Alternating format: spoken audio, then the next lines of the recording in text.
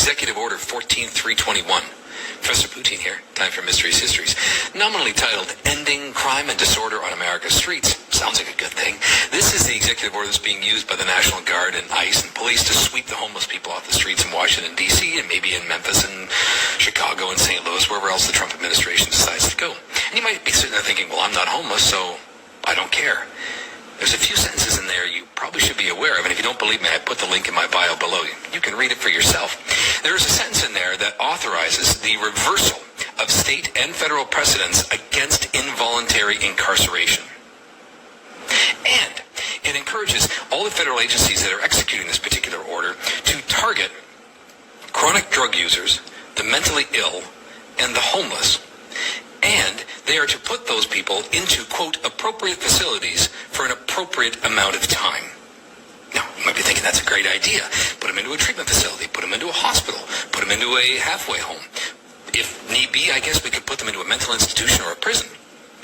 Yeah, but the executive order also says that if there's no room in a mental hospital or a treatment facility or prison, quote, this executive order ensures that those individuals are not to be released back into the public, end quote. Well, where are we going to put them? Oh, right, Alligator Alcatraz. Good thing we built those concentration camps. And again, you may be saying, yeah, but I'm not homeless. I'm not a chronic drug user. Maybe not. But have you ever sought treatment for alcohol addiction or any other addiction? Have you ever sought medical treatment for anxiety or depression, bipolar disorder, schizophrenia? Any other mental illness? Know anybody that has? Because this executive order also authorizes the federal government to hand over the medical records of anybody who might be in need of, quote, involuntary incarceration, end quote.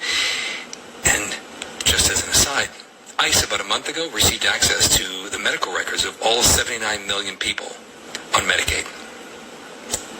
Normally, this is to go after undocumented migrants, but since most undocumented migrants don't use Medicaid, what do you think ICE is searching those medical records for? We have some breaking news. What if the government could lock you up just for being different or for having a different opinion? Trump just signed an executive order that lets states force people into treatment centers against their will if local authorities act on it. The public thinks this is about homelessness, but it's not just that.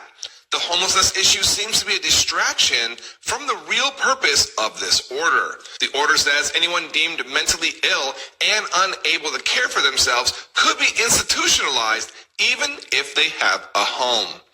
No jury, no trial, just a government official deciding you're a risk. Trump's DOJ was even told to overturn court rulings that protect your right to refuse confinement. Civil rights groups say this could be used to silence protesters, whistleblowers, or anyone the government wants to disappear. There's no new money for care, no limits on who decides, just a pen and power, and Trump is wielding that pen. This isn't a homelessness policy, guys. It's a blueprint for control and fear.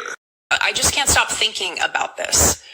The Attorney General shall, quote, assess federal resources to determine whether they may be directed toward ensuring, to the extent permitted by law, that detainees with serious mental illnesses are not released into the public because of a lack of forensic bed capacity at appropriate local, state, and federal jails or hospitals. What in the hell does this mean? Warehousing people? Using those billions of dollars in the new detention facilities to disappear people living in poverty? We're already seeing reckless human rights violations, violations of due process for undocumented people, as well as those with citizenship. So how are we supposed to believe this administration will follow any sort of principles related to preventing human rights violations when it comes to this plan for the unhoused? I can't even describe the level of rage that I feel. I may, at this point in this video, have a rage rash on my neck. I don't know. I hope I do, because I want people to see the rage here, because I hope you feel it too. I hope you know that you're not alone. Under the guise of public safety, this administration is prepared to amp up their assaults on human and civil rights. And so this is what they want. They want to push more people into poverty. They want to push people living in poverty out of sight in the form of involuntary commitment for poverty, or by tossing them away in a cage. And they want the rest of us to accept it. I don't.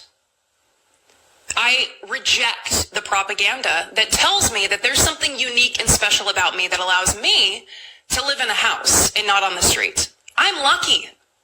I'm no different than anyone who's living on the street, and I know that I'm not immune from ending up there myself should enough tragedy happen in my life.